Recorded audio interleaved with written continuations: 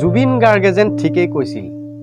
জুবিন গাৰ্গৰ এষাৰ কথাই উদঙাই দিলে এচাম মুখা পিন্ধা মানুহৰ চৰিত্ৰ। তো বন্ধুসকল, এইকেইদিন ভাইৰেল হৈ আছে জুবিন গাৰ্গৰ এটা বিতৰ্কৰ কথা। তো আজিৰ ভিডিঅ'টো সেই টপিকটোৰ ওপৰতে। তো বলক বেছি দেৰি নকৰি আজিৰ ভিডিঅ'টো আৰম্ভ কৰোঁ।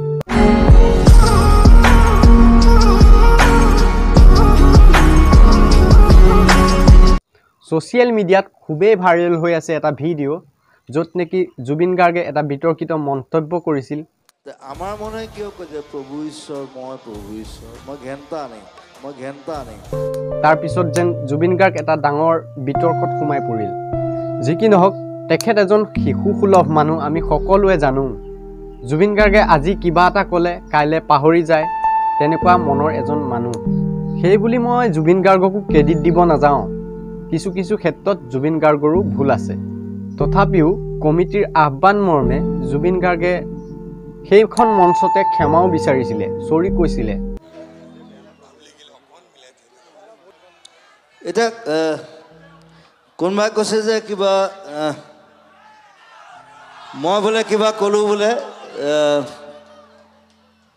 ঘেন্টা বুলি। মই ঘেন্টাটো কওঁ, সেইটো ময়ো কৈছিলোঁ, সেইটো ভূপেন হাজৰিকাই কৈছিলে।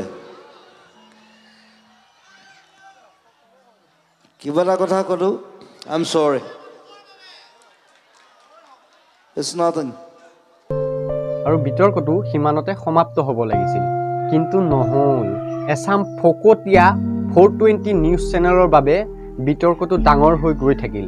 জুবিন গাৰ্গে সেই মন্তব্যটো কৰি ক্ষমা খোজাৰ পাছতো সেই নিউজ চেনেলখিনিয়ে বিহু কমিটিৰ কিছুমান নিৰ্দিষ্ট মানুহৰ আৰু সত্ৰাধিকাৰজনৰ বাইট লৈছিল। তেতিয়াতো তেখেতলোকে জুবিন গাৰ্গক স্পষ্টভাৱে ক্ষমা কৰি দিছিল।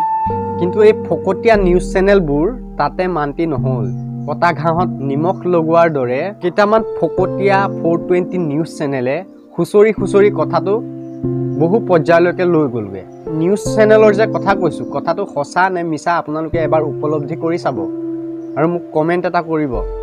জুবিন গাৰ্গে য'ত মন্তব্য কৰিছিল সেই বিহু কমিটিখনে জুবিন গাৰ্গক ক্ষমা কৰি দিলে, আৰু যিজন সত্ৰাধিকাৰ তাত উপস্থিত আছিল তেখেতে ক্ষমা কৰি দিলে। তাৰ পিছতো এই নিউজ চেনেলকেইটাই হাতত মাইকডাল লৈ সত্ৰই ঘূৰি সত্ৰাধিকাৰবোৰক সুধি ফুৰাৰ কি ঘণ্টা দৰকাৰ পৰিছে। তাত গৈ চাগে কৈছেগৈ জুবিন গাৰ্গে সত্ৰাধিকাৰবোৰক ঘণ্টা বুলি কৈছে, আপুনি কি ক'ব, সেইবোৰ সুধি ফুৰিছেগৈ চাগে। সেইকাৰণে এনেকুৱা ধৰণৰ পৰিস্থিতি হৈছেগৈ চাগে। এই বিতৰ্কটোৰ ডাঙৰ কৰাৰ মেইন খলনায়ক নিউজ চেনেলকেইটা বুলি ভাবোঁ মই। আপোনালোকে কি বুলি ভাবে কমেণ্ট কৰি জনাবচোন। জুবিন গাৰ্গে যেন ঠিকেই কৈছিল, ৰেচপেক্ট কৰিব লাগে, কিন্তু কোনো সত্ৰাধিকাৰ ভগৱান হ'ব নোৱাৰে। জুবিন গাৰ্গৰ এষাৰ কথাই সেই মুখা পিন্ধা এচামৰ চৰিত্ৰ উদঙাই দিলে। ঘটনাসমূহকেইটাক সতৰ্ক কৰি দিছে, এনেকুৱা যাতে ভাষ্য কোনো মিটিঙত সি নিদিয়ে। যদি দিয়ে তাক কাণতলীয়া চৰ দিম মই নিজে আঁঠু কঢ়াই লৈ।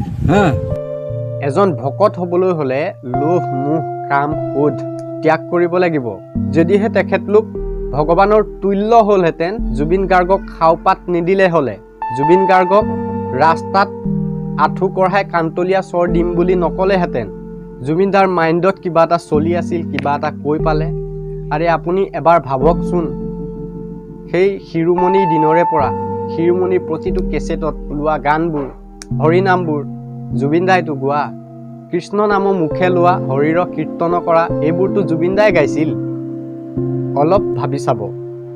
ভিডিঅ'টোত মোৰ যুক্তি সহকাৰে থুলমূলকৈ কেইটামান কথা ক'লোঁ। তো ভিডিঅ'টো যদি চাই ভাল লাগিছে দেন লাইক কৰিব, আৰু ধুনীয়া ভিডিঅ' মই আগবঢ়াম। এতিয়া যিহেতু মই সাংসাৰিক হৈছোঁ, ভিডিঅ' বনাবলৈ টাইম নাপাওঁ। এইকেইদিন মানে মোৰ সৰুকৈ এক্সিডেণ্ট এটা হ'ল, সেইটো কাৰণে মই ঘৰতে আছোঁ। অকণমান টাইম উলিয়াই ভিডিঅ'টো বনাবলৈ চেষ্টা কৰিলোঁ। ভিডিঅ'টো যদি ভাল লাগিছে তেতিয়াহ'লে লাইক কৰিবা, কমেণ্ট কৰিবা আৰু ছাবস্ক্ৰাইব কৰি থ'বা। মই সময় পালে নতুন ভিডিঅ' আপোনালোকলৈ ভাল ভিডিঅ' আগবঢ়াই থাকিম। তো আজিলৈ লৈছোঁ বিদায়। জয় আই অসম।